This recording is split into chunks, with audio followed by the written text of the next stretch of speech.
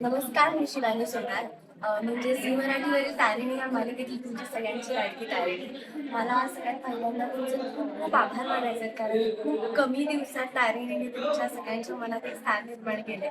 मी जिथे कुठे जाते, जितक्या लोकांकडनं मला सोशल मीडियावर कमेंट्स किंवा मेसेजेस येत आहेत, त्याच्यावरनं माझ्या ही गोष्ट लक्षात आली. प्लस TRPs पण खूप छान आहेत, हाय नंबर्समध्ये आहेत आता. सो खूप कमाल रिस्पॉन्स तारिणीला मिळतोय, त्याच्यामुळे मला मी खूपच ओव्हरवेल्मिंग फेजमध्ये आहे सध्या. खूप असं नाही म्हणणार मी की प्रेक्षकांनी माझ्या कुठल्या भूमिकेवर प्रेम नाही केलं. माझ्या प्रत्येकच भूमिकेवर प्रेक्षकांनी भरभरून प्रेम केलंय, पण तारिणीसाठी जे प्रेम मिळतंय ते खूप विशेष आहे माझ्यासाठी. आणि ह्याच्यातनंच काय म्हणतात, काम करायची आणखीन ऊर्जा मिळते. खरं तर ही भूमिका बाकी कुठल्या मालिकेतील ज्या लीड्स असतात किंवा त्याच्यापेक्षा खूप वेगळी आहे. ऍक्शन आहे, ऍक्शन ओरिएंटेड सिरीज आहे त्यात काय म्हणतात, कुठल्या प्रकारचा जॉनर नाहीये असं या मालिकेत खरं नाहीये. सगळे जॉनर आहेत. रोमॅन्स आहे, ड्रामा आहे, ऍक्शन आहे, थ्रिलर आहे, सस्पेन्स आहे, सगळं तुम्हाला तारिणीमध्ये बघायला मिळतं. आणि हे सगळं करत असताना कधी कधी खूप दमायलाही होतं, कारण खूप हेक्टिक शेड्यूल चाललेलं असतं. पण ज्यावेळेस प्रेक्षक येतात, भेटतात, भरभरून कौतुक करतात, त्यावेळेस पुन्हा एक नवीन ऊर्जा मिळते आणि असं वाटतं की नाही, आपल्याला अजून अजून छान काम करायचंय आणि प्रेक्षकांची इच्छा, त्यांची स्वप्न सगळं पूर्ण करायचं.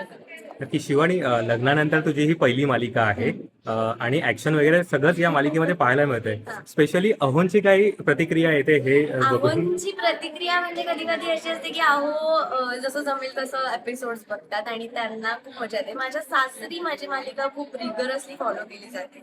माझी भाची आहे 1 वर्षाची, आता जस्ट 1 वर्षाची झाली आणि ती मला हळूहळू ओळखायला लागली. सो तिला खूप मजा वाटते की आपली मामी टीव्ही मध्ये पण दिसते आणि फोनमध्ये पण दिसते. कारण मी जर कधी व्हिडिओ कॉलवर तिच्याशी बोलत असले तर तिला दोन्हीकडे मामी दिसत असते. तर ती एवढीशी 1 वर्षाची मुलगी आहे, पण ती सुद्धा खूप प्रेमाने दाद देते, तर ते मला खूप छान वाटतं. आणि माझ्या घरी बघतातच सगळेजण आणि सगळ्यांना खूप उत्सुकता लागलेली असते. अंबरला सुद्धा मालिका खूप आवडते आणि तो त्या घरी आल्यानंतर त्याला असं सतत मग मग पुढे काय होणार आहे हे प्रश्न असतात खरं. बरं, याआधी सुद्धा तू पोलिसांच्या भूमिकेत, दमदार भूमिकेत दिसली होतीस. इथे काही फायदा झालाय का या मालिकेत त्याच? अर्थात अर्थात खूप फायदा झालाय. खरं सांगायचं तर मी त्या मालिकेनंतर मॅनिफेस्ट केली होती ही गोष्ट की पुन्हा एकदा वरती अंगावर चढवायला मिळाली पाहिजे आणि तारिणीच्या माध्यमातून ती पूर्ण झाली, जे माझ्यासाठी खूपच कमाल गोष्ट आहे. प्रोमोच्या काळात मी पहिल्यांदा वरती अंगावर चढवली परत एकदा, सो तारिणीसाठीची. पण नेम प्लेट जी होती ती वेगळी होती आणि ती बघून मलाच इतकं छान वाटत होतं की वाव यार, आपल्याला पुन्हा एकदा वरती अंगावर चढवता येते. त्याच्यानंतर ती अंडर कव्हर एजंट असल्यामुळे मला काय म्हणतात, पुन्हा वरती घालायला मिळाली नाहीये, पण ती लवकरच मिळेल. लवकरच प्रेक्षकांना ती सुद्धा ते पण सरप्राईजेस मिळतील आणि कळतीलच. सो अशी सगळी मज्जा आता आमची चालू आहे. नक्कीच प्रेक्षकांना दमदार तुझ्या भूमिका पाहायला आवडतातच. शिवानी, तुझी सिरियल सुरू झाली, आता अंबरची सुद्धा सिरियल येते. हो. सो काय सांगशील की तो प्रोमो तुला कसा वाटतो? खूप छान वाटला मला तो प्रोमो. एक हलकी फुलकी स्टोरी आहे. अंबरचं वेगळं कॅरेक्टर पुन्हा एकदा बघायला मिळणार आहे.